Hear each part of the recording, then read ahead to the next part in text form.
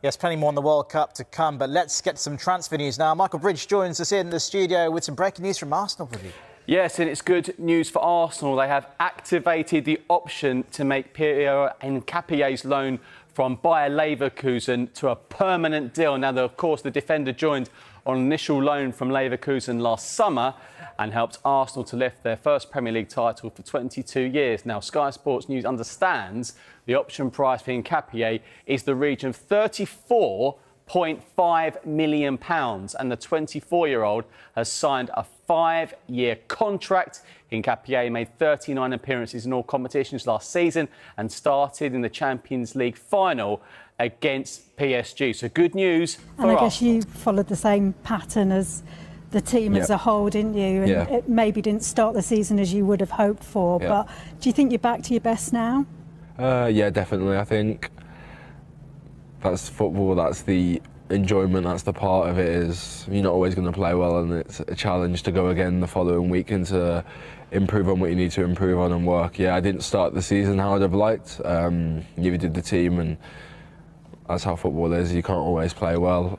I think I'm quite proud in how I've stuck at it and kept going, kept believing, kept trying to do the right things. Although it hasn't quite always worked, I can live with always making sure I give my all and try my best, and that's what I try to do. And yeah, lately I think I've been back to some of my best, feeling more comfortable, feeling more confident, but that's the same with the team. I think players tend to go with how the team is playing. It's not a one-man team, it's not an individual sport, it's a team sport, and the vibe, the feeling's much better, and the confidence is starting to come back, and the belief, and that comes with results and performances. So it all works in kind of like a washing machine. If everyone's working together, let's talk also about wingers, guys.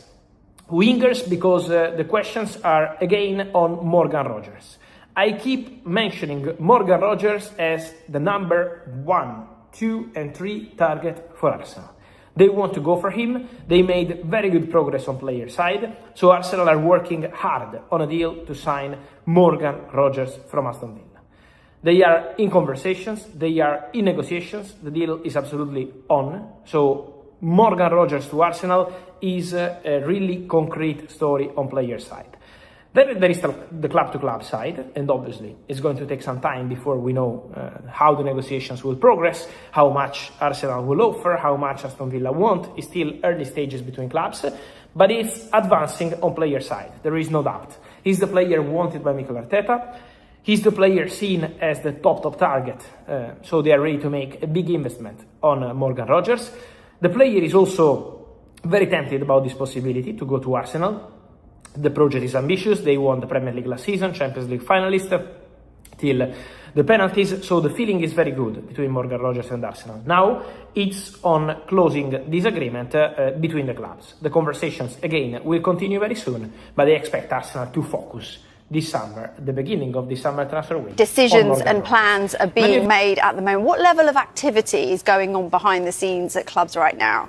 Well, in the Premier League, clubs right now are preparing for what will be one of their busiest periods when it comes to recruitment, reshaping, reforming and visualising what they expect next season to look like. And to do that, you need to go into the transfer window with a really clear plan of what you'd like to do. Now, most clubs will be preparing for 3, 6, even 12 months in advance, sometimes 2, 3 or 4 windows in advance. So this period at the moment, you will see a lot of sporting directors working with their recruitment team, identifying the players that they want and making lists of, right, this is our top target in this position, this is our second target. They'll be speaking to agents, they'll be working out what they can do financially, and they'll go in with a clear plan. And you always see those football clubs that go and get players really early on in the window go and do the best business because they have a real clear clarity of thought about these are the players we need to get in,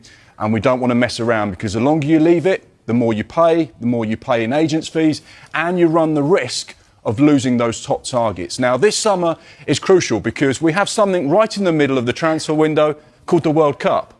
Now, there will be a number of World Cup national team managers that will say to their players, probably in this camp that they're currently in, I don't want any personal business being done during the summer. You sort your move out before you link up with the camp or after, not during, because I need your focus on being at the World Cup. And you've also seen it in the past where players go to the World Cup, they score 2 or 3 goals in the group stage, announce themselves to the world, and guess what the selling club says? Price has gone up. You've just seen what he's done at the World Cup. So therefore, if you get that business done nice and early, then you don't have to worry about any of those possible things that could actually affect any deal that happens. The other thing that's important to point out for next season, new financial rules.